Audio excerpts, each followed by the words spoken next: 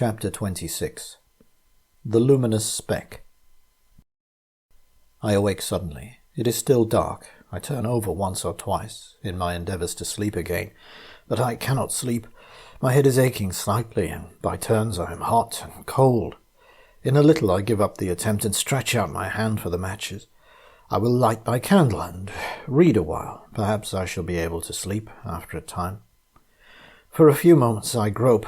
Then my hand touches the box, but as I open it, I am startled to see a phosphorescent speck of fire shining amid the darkness. I put out my other hand and touch it. It is on my wrist. With a feeling of vague alarm, I strike a light hurriedly and look, but I can see nothing, save a tiny scratch. "Fancy," I mutter, with a half-sigh of relief. Then the match burns my fingers and I drop it quickly. As I fumble for another, the thing shines out again. I know now that this is no fancy. This time I light the candle and examine the place more closely. There is a slight greenish discoloration round the scratch. I am puzzled and worried. Then a thought comes to me. I remember the morning after the thing appeared. I remember that the dog licked my hand. It was this one, with the scratch on it. Though I have not been even conscious of the abrasement until now. A horrible fear has come to me. It creeps into my brain. The dog's wound shines at night. With a dazed feeling I sit down on the side of the bed and try to think, but cannot. My brain seems numbed with the sheer horror of this new fear.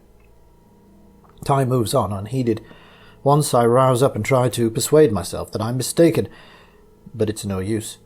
In my heart, I have no doubt. Hour after hour I sit in the darkness and silence and shiver hopelessly. The day has come and gone, and it is night again. This morning, early, I shot the dog and buried it away among the bushes. My sister is startled and frightened, but I am desperate.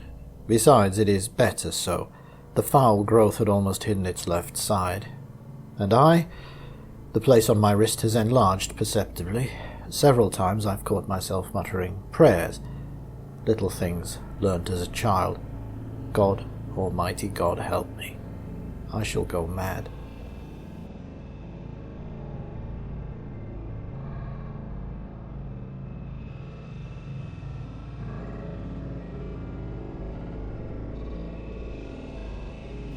"6 days, and I have eaten nothing. It is night. I am sitting in my chair. Ah, God, I wonder have any ever felt the horror of life that I have come to know. I'm swathed in terror. I feel ever the burning of this dread growth. It has covered all my right arm and side and is beginning to creep up my neck. Tomorrow it will eat into my face. I shall become a terrible mass of living corruption. There is no escape. Yet a thought has come to me, born of a sight of the gun rack on the other side of the room. I've looked again with the strangest of feelings. The thought grows upon me. God, thou knowest, thou must know that death is better, aye, better 1,000 times than this. Jesus, forgive me, but I cannot live, cannot, I dare not. I am beyond all help. There is nothing else left. It will at least spare me that final horror.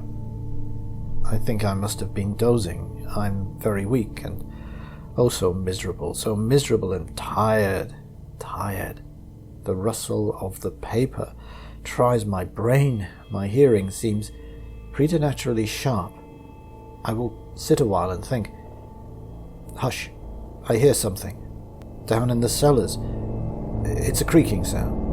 My God, it's the opening of the great oak trap. What can be doing that?